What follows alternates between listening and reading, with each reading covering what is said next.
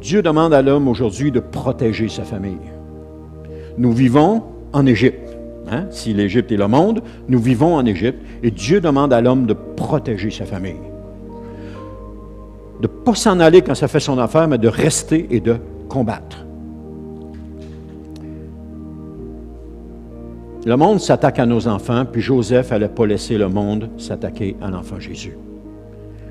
L'homme qui prend ses responsabilités dans sa famille entraîne ses enfants. L'homme qui ne prend pas ses responsabilités dans la famille risque d'entraîner ses enfants dans la mort spirituelle. Et c'est triste de voir ça. Souvent, dans des familles, je ne juge pas personne. Là. Comprenez-moi bien, je ne vise pas personne, puis je ne parle pas à personne. Là. Souvent, il y a des familles chrétiennes, on dit « comment ça mes enfants ne sont pas au Seigneur? Comment ça les enfants ne sont pas venus? » etc. Parce que l'homme n'a pas pris ses responsabilités quand c'est le temps de les prendre. C'est une des causes.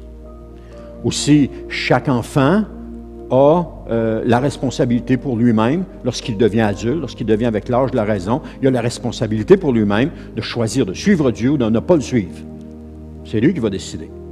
Proverbe nous dit, instruis l'enfant dans la voie qu'il doit suivre, quand il sera vieux, il ne s'en détourne pas. Ce n'est pas une promesse, c'est un principe. Instruis-le dans la voie de Dieu. Puis quand il va être grand, il ne s'en détournera pas.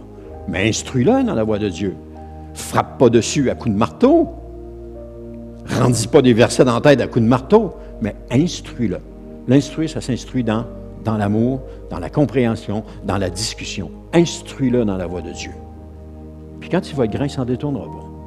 Et à un moment donné, ils sont grands, ils sont au Seigneur, ils ont accepté le Seigneur dans la jeunesse, ils sont grands, et là, tout à coup, ils se détournent. Commence pas à frapper dessus. Commence à prier et à dire, Seigneur, ramène-le à toi. Ramène-le dans ta présence, Seigneur. Ramène-le à toi. Puis commence à prier là-dessus. Et ouvre tes yeux, puis regarde Dieu agir. Puis peut-être que ta prière que tu fais aujourd'hui, tu n'en verras pas la réponse de ton vivant. Ça peut arriver. Mais un jour, ça va arriver parce que Dieu répond aux prières.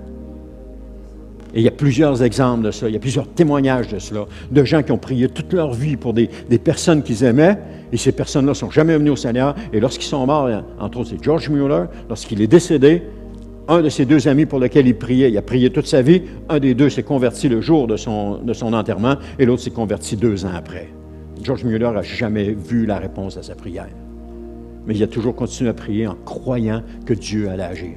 Alors, si vos enfants s'éloignent de Dieu, commencez à prier pour eux. Commencez à intercéder, demandez au Seigneur de les ramener. Frappez pas sur l'enfant. Rentrez pas dedans à coups de versets et à coups de Bible. Vous faites juste les éloigner encore davantage.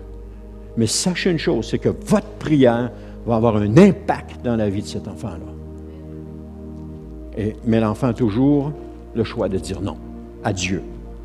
OK?